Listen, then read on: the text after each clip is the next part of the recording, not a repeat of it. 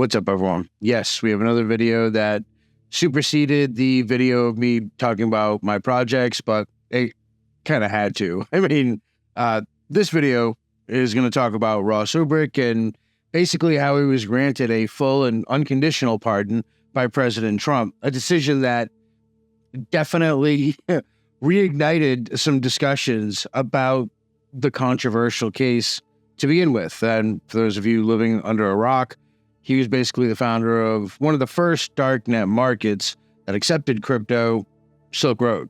So for years, Ross has been basically portrayed as a dangerous criminal mastermind in a lot of the media narratives that existed. And they are at best exaggerated and at worst just outright false. Today, we're going to talk about how and why this is the kind of norm in the federal injustice system that actually exists. More specifically, we're going to talk about some of the details of Ross's case. And we'll also show how the feds lied and basically demonized him as per their modus operandi, and used shady to illegal tactics to get a conviction. Now, I had gotten into more than a few debates with a few people in regards to this very topic.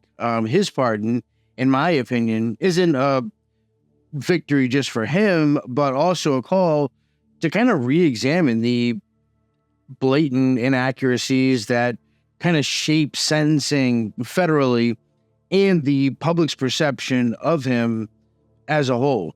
The constant manipulation and distortion of the truth is something that you can see reflected to this day.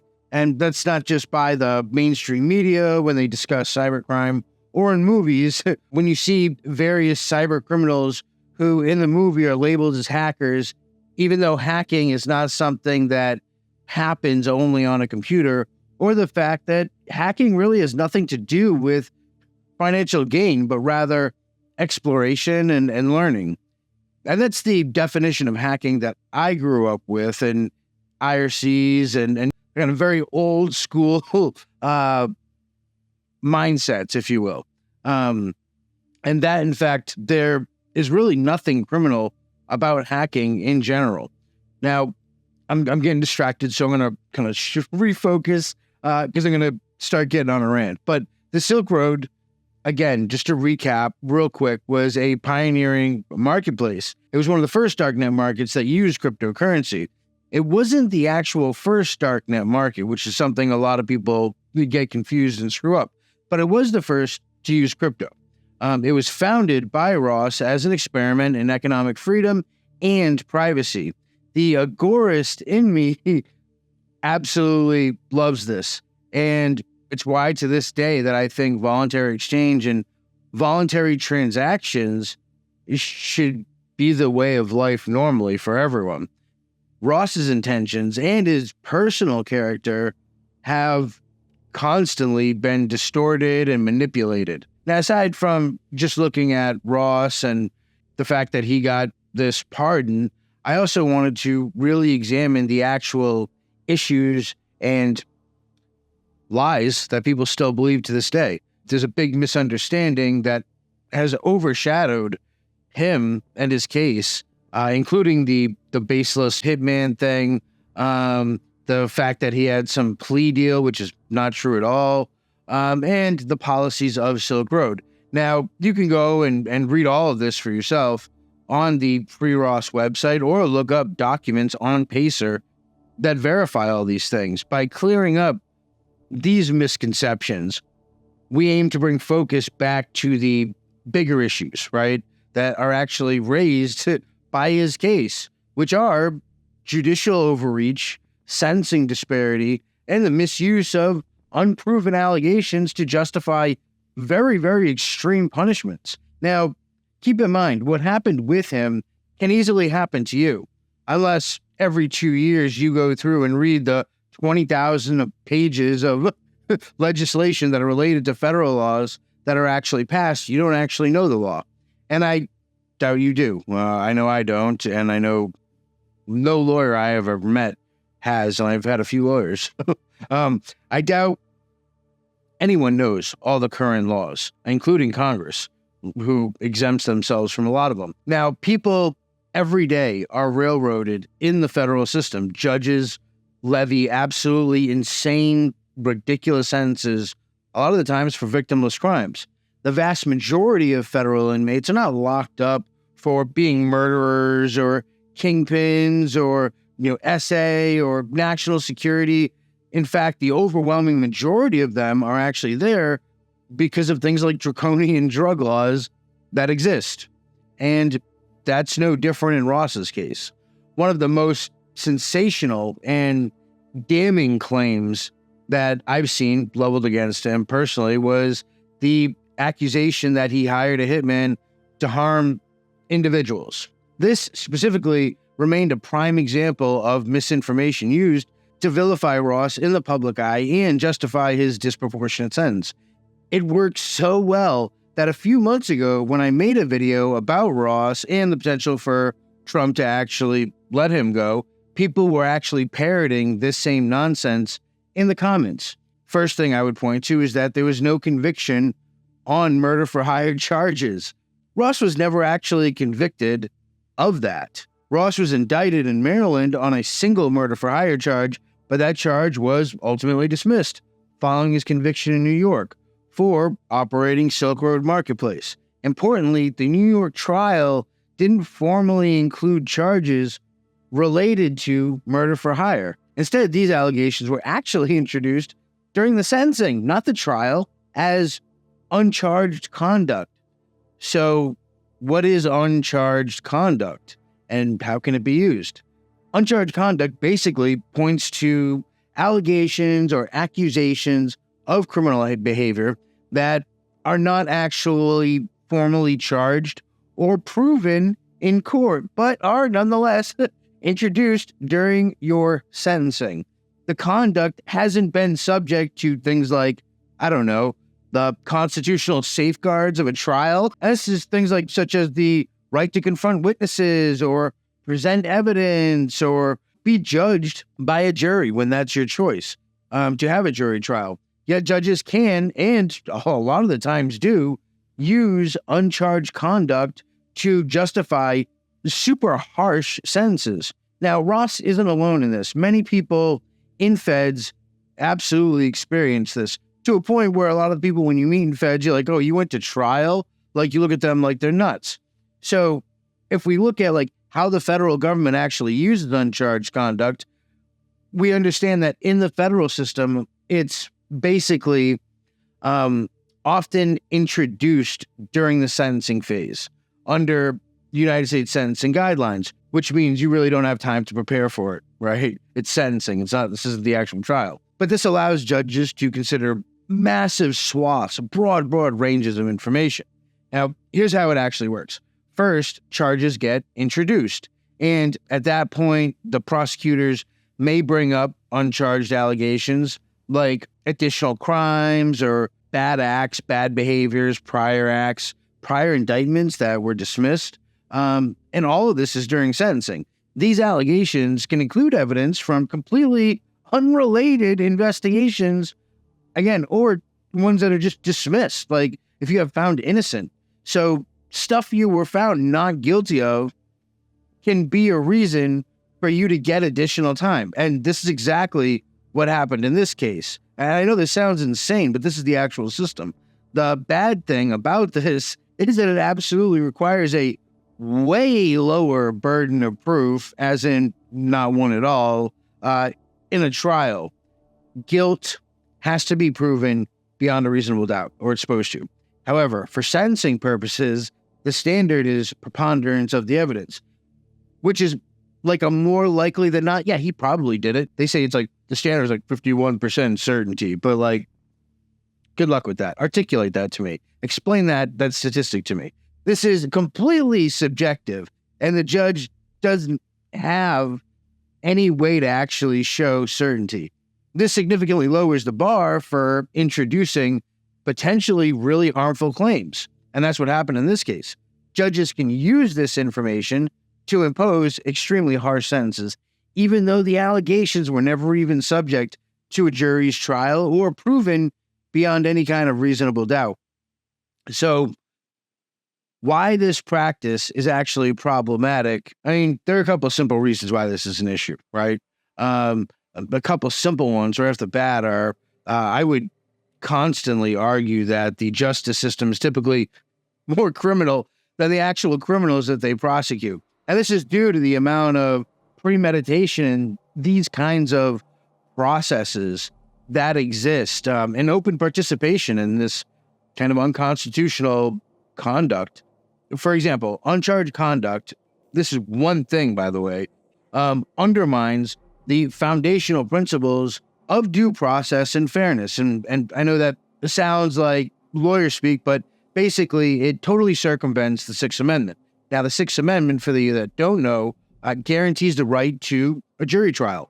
By allowing judges to consider uncharged conducts, defendants are effectively being punished for crimes that were never even proven to a jury, right? Like, you have to be found guilty, then you have a sentencing.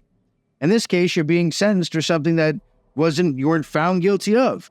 It also violates the Fifth Amendment, which is the due process clause, and due process requires that individuals are punished based on proven guilt, not allegations, not speculation, but actual proven substantial evidence, basically. Sentencing based on uncharged conduct completely denies a defendant a fair opportunity to contest the actual allegations. And it creates judicial overreach on a big, big way. Sentencing judges are empowered to act as fact finders, even when facts in question were never actually tested in court. They're not supposed to be prosecutors looking for evidence against the accused, nor are they supposed to be accusatory. They're supposed to be impartial. And this shifts the balance of power away from the jury system and into the hands of individual judges. And this means if you get indicted for, say, ripping the tag off your bed, I know, crazy, like, let's say it happens, right? You get indicted for ripping the tag off your bed. They turn around and give you 100 years for you possibly ending the lives of 30 people without any proof. Now, there are real-world implications for Ross's case, and the murder-for-hire allegation that was never actually proven but still introduced during sentencing is absolutely a huge issue that needs to be contended with. This tactic painted Ross as way more dangerous than what the evidence actually showed in his trial or supported in any way whatsoever. And they said that this justified a life sentence. In addition to that, we also saw emotional testimony. And in many cases, uncharged conduct involves emotionally charged accusations, right? Like actual harm to victims. That definitely gives some bias to judges against defendants, even when the allegations absolutely lack proof. And I'll get more into that in a little bit, but I say it's unconstitutional. The Supreme Court, obviously, I'm not on the Supreme Court, so my opinion really doesn't matter, but the Supreme Court has ruled in cases like Apprendi versus New Jersey in 2000 and United States v. Booker in 2005 that any fact increasing a defendant's sentence beyond statutory limits must be proven to a jury beyond a reasonable doubt. However, federal sentencing guidelines, being advisory rather than mandatory post-Booker, still allow judges to consider uncharged conduct, creating an unconstitutional gray area that I absolutely think should be closed, because this loophole effectively punishes defendants for crimes that they were never convicted of, violating their constitutional rights on a regular basis. It creates a system where anyone can be sentenced to any amount of time for anything, even if they weren't proven to do it or be guilty of it. This is what gives many federal defendants pause when considering a trial instead of a plea, which is like over 95% of defendants that actually plead out. I know I covered the actual statistics in another video, but it's the majority, obviously. And they do this to avoid trial. And that's why feds have, specifically United States attorneys, basically, have a 99% conviction rate. It's not because they're so good. It's because they have cheat codes. The very people that are mandating that people follow the law don't follow it themselves. And they're very aware of it because they've had a long education in it. So then we get to the questionable evidence that actually existed. The supposed evidence that they presented was kind of a joke, and that's a good majority of it. The allegations primarily came from digital chats, right, that supposedly took place between Ross and some anonymous third party that it's just crazy. It wasn't some undercover agent. It was between Ross and some mystery man, supposedly discussing this murder for hire plot. However, the so-called evidence that surrounded these actual chats is deeply flawed. I mean, at this point, the server of Silk Road was under the administrative control of law enforcement during the investigation. Let's not forget there are 2 law enforcement agents that were indicted and found guilty for criminal acts during this investigation. That aside, though, this raises serious questions about the integrity of the chat logs just by itself. Digital evidence is notoriously easy to manipulate, especially when no independent verification is actually available. The unverified chats were presented as evidence, and they were never actually authenticated. Like, no forensic expert independently confirmed that the message originated from Ross or anyone else, leaving significant room for doubt. And remember, it's guilty beyond a reasonable doubt. Curtis Green's testimony, who was supposedly one of the people that he put a hit on, basically, he was a former Silk Road employee and an alleged target of the plot, the mystery plot with the mystery man on the server that was already taken over by LE. Green has publicly stated that he doesn't believe Ross was involved in any violent schemes. And this is the person that he supposedly put the hit on. In his own words, Ross is not the type of person to order harm against anyone. Green's testimony showed glaring discrepancies between the nonsensical narrative that was pushed about Ross as a ruthless criminal and about his character as well. I personally would love to see a massive lawsuit from Ross for all the deception and manipulation that actually existed on the part of the United States Attorney, the prosecution, the feds, all of that. It's extremely difficult to defend against accusation and lies when you're sitting in a prison cell, right? Nobody wants to talk to you. They only want to talk about you because that's easier. It's like, I don't know. I hope that he sues those news media outlets as well, which we'll also get into, that spread reckless disinformation and lies about him, which in part and parcel led to a lot of this. But again, we'll cover that in a minute. But the other myth that there was like some plea deal, the mysterious plea deal, one of the most nonsensical ones was that lie, which was put out there. Now, aside from how stupid the hitman lie is, this comes in at second place. It's the claim that he rejected a plea deal that would have spared him a life sentence. The fabrication has been used to shift blame away from the true criminals. In my opinion, that's the federal justice system all day. And its enablers, the media.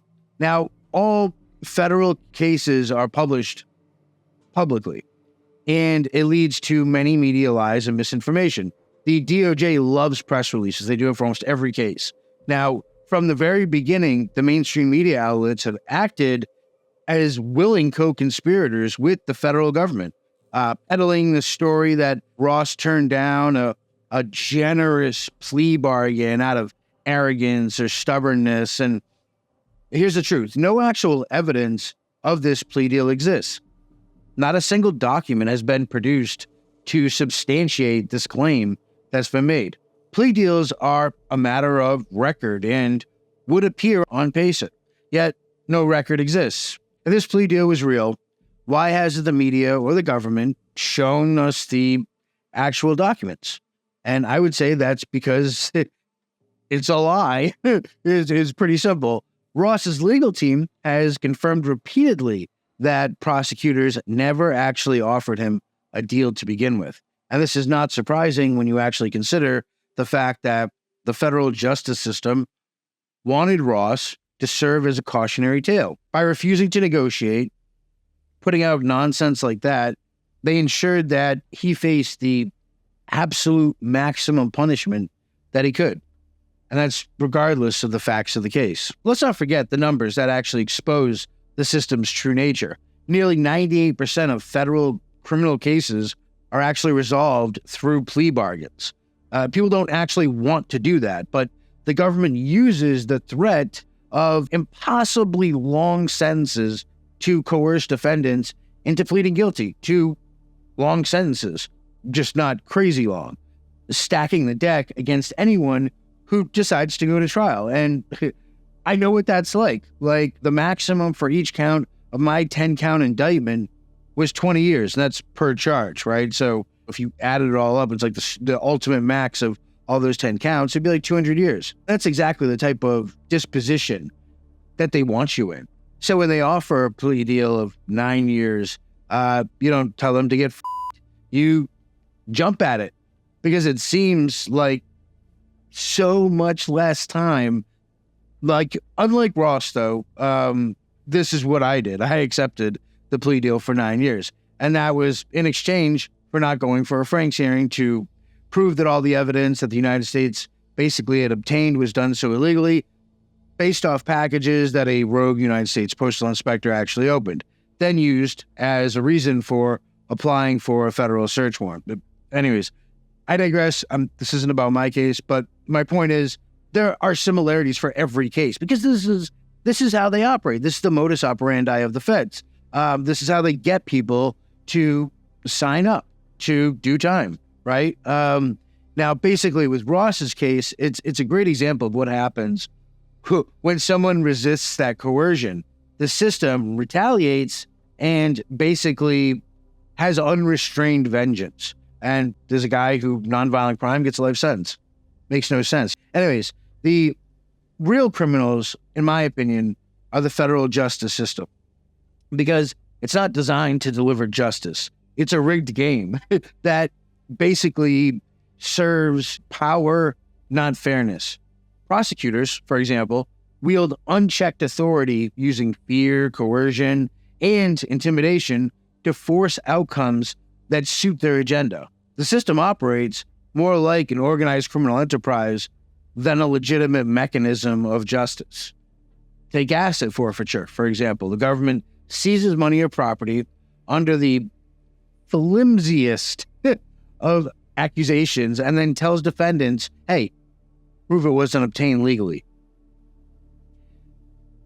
This completely flips the presumption of innocence upside down on its head, forcing people to prove their own innocence from the confines of a prison cell where they are completely cut off from the world. Think about it. No internet, no email, no phone calls. How do you get resources? How do you fight? How do you fight back against that? How do you do research? I mean, imagine being locked away, unable to gather the documents or witnesses needed to prove how you actually acquired your own money or your own belongings, while prosecutors rely on things like unsubstantiated claims that they treat and the courts treat as gospel. They take all your money, so you have no resources. They take your freedom, so you don't have that either, because that's a resource.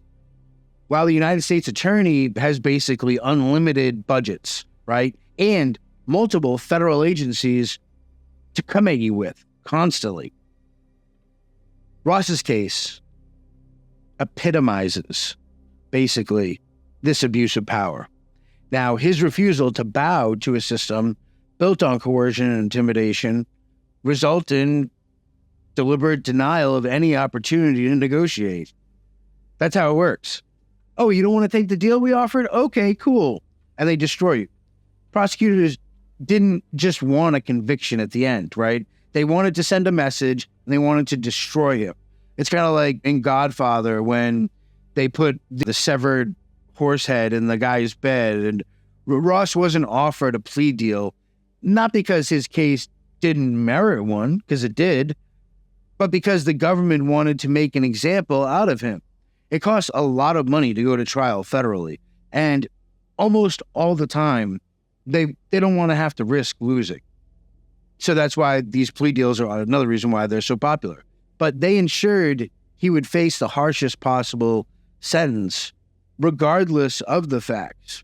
And obviously, this was also completely useless, as it had the opposite effect. And multiple darknet markets were actually created and are still created to this day. So the effect of we're going to scare everyone into not doing it just did the opposite. It kind of just pissed everyone off, and they just went crazy. And this isn't justice. It's state-sponsored retribution, basically. A system weaponized to punish those who resist its authority. That's what it is. Defendants are stripped of their rights, their assets, and their dignity, and all just to maintain some illusion of fairness while perpetuating systemic abuses continually. Now, you got to keep in mind, United States prosecutors are eventually rewarded for being absolutely insane and having a great conviction rate. It's typically in the form of a cushy, lucrative contract with a private law firm, or used for political purposes. Make me a senator. But either way, it's all for their own gain. These prosecutors, in Ross's case, were not seeking justice, in my opinion. What they were doing was they were enforcing obedience through fear, using their power to crush dissent and preserve their record of dominance. And this is the way that all federal prosecutors that I have ever seen inherently operate. Unless you're a cooperator, in that case, they love you. If they could give you 1,000 years for not recycling, they would. And then they would brag about it and find a way to make the fact lucrative or professionally benefiting to them in some way, because that's what they do. The federal criminal justice system as a whole doesn't just fail the people that are accused. It preys on them. It's beneficial to them. It stacks the deck, silences voices, and manipulates outcomes to maintain its nearly perfect conviction rate. It destroys families, right? Destroys families, destroys marriages. The real criminals aren't the ones on trial, in my opinion. They're the ones in the prosecutor's office that are actively bending the system to their will for future profit at the expense of truth and fairness. So now we get to the part where it's like, what about the media? I would list them as co-conspirators, right? The media's role in this absolutely cannot be overstated. In fact, they're the ones who enabled this in the first place. Instead of investigating the truth, which is what their job actually is, they amplified the government's narrative without question. This is straight from V for Vendetta or 1984. They absolutely parroted the claim of the rejected plea deal, knowing full well that no evidence actually existed for it, or just being negligent in their job and not actually investigating. Their shameless sensationalism turned Ross into a public scapegoat. It distracted from the real issue, the systemic abuses of the federal criminal justice system. These outlets are not innocent bystanders by any means whatsoever.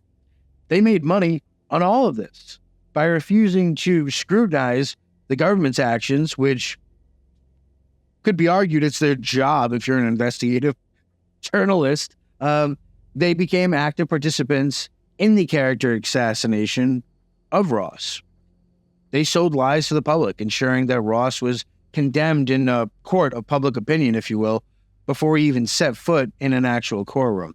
The worst part, really, of all this was the fact that it's for their own gain. They damned him to a life sentence for a few views. Now, that brings us to like his vision in general, which we know about because it's been documented. Unlike the media, we're not just going to make something up. Ross's philosophy was rooted and was called voluntarism, which basically has principles and influenced by agorism elements, if you will. It's the belief that all human interactions should be consensual and free from coercion, emphasizing non-aggression principle, specifically, that one may defend themselves, but should never actually initiate force against others. This philosophy guided almost every aspect of the Silk Road's creation and operation. Agorism is a complementary strategy to voluntarism, and something we've talked about before here on this channel. Basically, agorism, if I had to wrap it up really concisely, I'm not an expert, I'm a fan, and I consider myself an agorist, but I'm definitely not like a master expert. But if I had to sum it up, it'd be like the counter economics, operating outside of state-regulated systems through gray or black markets to undermine state power and promote individual liberty. If you watch the video this far, there's no way that you can't understand that. Like, I absolutely love this philosophy of agorism. But the Silk Road, I'm not going to get sidetracked. The Silk Road embodied this approach. And it created a market basically where participants could engage in voluntary trade, free from government oversight or interference. Now, of course, critics like to overlook the fact that Ross had no control over every transaction that occurred on the platform. Like any other technology, the Silk Road was subject to misuse by some of its users. In my opinion, blaming Ross for every illegal act that others committed is as nonsensical in some ways as blaming a car manufacturer for accidents caused by reckless drivers or a steel manufacturer for knifing in another country. Did he enable those criminal acts to occur in transactions? Yeah, sure. Absolutely he did. And he paid for those. And that should be the prison sentence and what it's based off. But, the misrepresentation was absolutely horrid. During his trial, the government and the media deliberately misrepresented the Silk Road policies to paint a way more sinister and evil picture. And it's a shock. I know that they lied, basically, and they made a completely false narrative that completely ignored the platform's actual guidance and Ross's intentions by cherry-picking the absolute worst cases and sensationalizing them, for which they probably did. I mean, this strategy basically ensured that the public and the jury saw Ross as this kingpin of a criminal enterprise rather than an idealistic entrepreneur that he actually was. Now, that brings us to our next section, which is sentencing and the absolute bias that he faced there. The sentencing phase of his trial revealed a really deep-seated bias and very manipulative tactics that were employed by the prosecution, and not really a shock considering that's just how they are. Now, during sentencing, the United States presented people who had family who had overdosed, which absolutely tragic. I'm not making light of that or saying that it's not a horrible thing to lose a family member. It's one of the worst things that you can experience. But while tragic, these stories weren't relevant to Ross's charges. He hadn't sold drugs. He didn't ship any heroin or fentanyl. The testimony unfairly shifted the focus from actual conduct to actions of others who use the platform. And if you think this is just, then I guess we should also arrest Bill Gates and give him life, as some horrific crimes have absolutely been conducted using Windows in the past. Also, any company that sells electricity, I guess, should have the CEO indicted for any and all crimes that people committed with electricity that customers bought. This becomes a very, very slippery slope, but none of those actually face any type of retribution. Now, I understand the situations are completely different, right? And my comparison may be extreme, and I would absolutely concede to that point. But so is a life sentence for a website.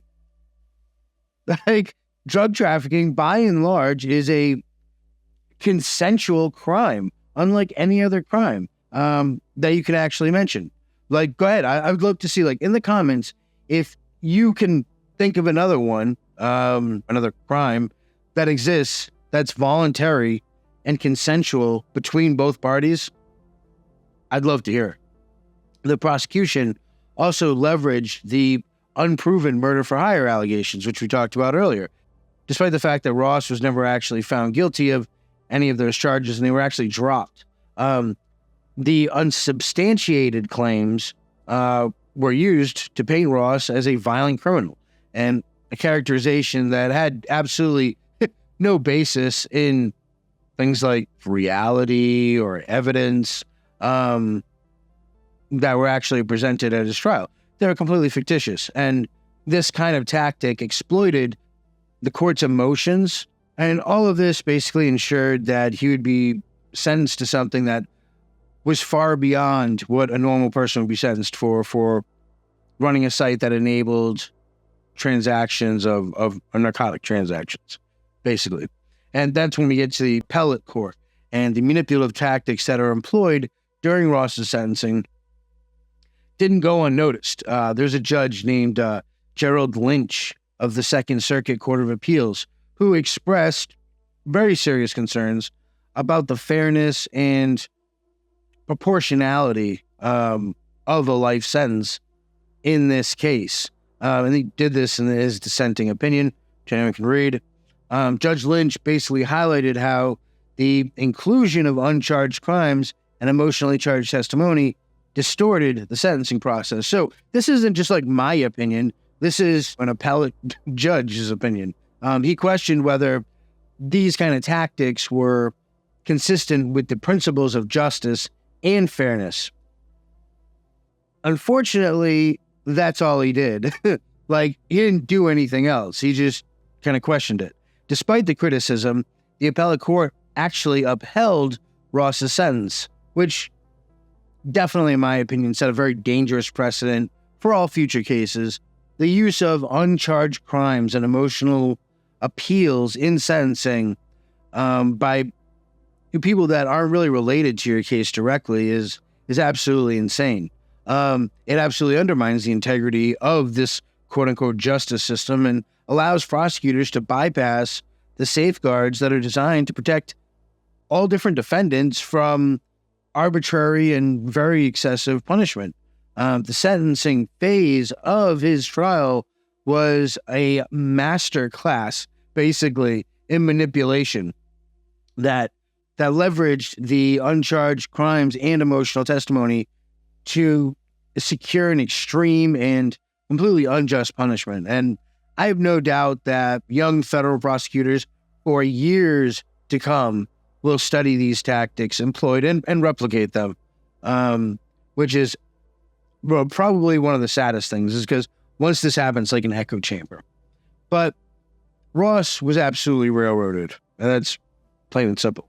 But what happened to Ross is just the tip of the iceberg. It's a grain of sand on the beach. The federal justice system is absolutely broken. It's working exactly the way it was actually designed to, and that's to crush anyone who steps out of line and challenges its authority in general. The system doesn't care about truth or fairness or justice.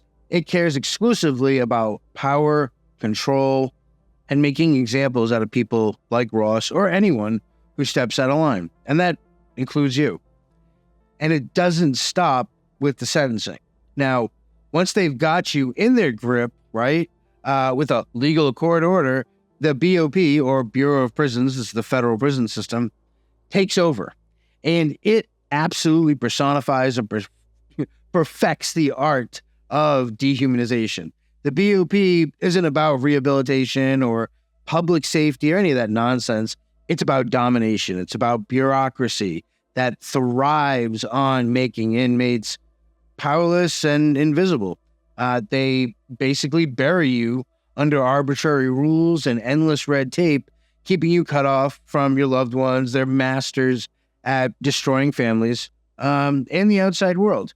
They strip away your dignity, your individuality, and any hope that you have left. They leave many people in a state of learned helplessness. And it's not something I want to sugarcoat. The BOP is a machine that is built to break people. They isolate you, restrict your communication, and use every tool at their disposal to make that they own you. Families are basically left scrambling to figure out how to navigate a system designed to frustrate and exhaust them. This was a big motivator for me writing my book on how to do a compassionate release motion and publishing it for like $19 just to get that information out there so people can fight back against it. Accountability with the BOP is an absolute joke, and that abuse runs rampant because they know nobody's watching. Ross's story is just one example of a system that targets vulnerable and the bold, the ones that won't go play by their rules. The federal justice system and the BOP aren't about protecting society. They're about protecting their power and crushing anyone who threatens it. They operate in the shadows using fear, intimidation to keep people in line. And they break the law. They absolutely break the law. All while pretending it's all about justice. If you don't believe that, feel free to Google BOP staff indicted or conviction of warden. You'll find a ton of different articles on this. This fight isn't just about Ross. It's about calling out the lies, the corruption, and the abuse of the system that has long since lost its way. If we don't push back at all, if we don't demand accountability and change, then it'll just keep going on and on and on. If you don't speak out against it, nothing can happen. No one will know about it. And we'll pay the ultimate price for letting it happen. Ross's case isn't just a cautionary tale. It should be a wake-up call. The system needs to be exposed, dismantled, and rebuilt into something that actually stands for justice. There are plenty of countries that don't have a ridiculous recidivism rate that's by design, like we have in the US. There's plenty of countries that don't have 25% of the world's prisoners while only having 5% of the world's population.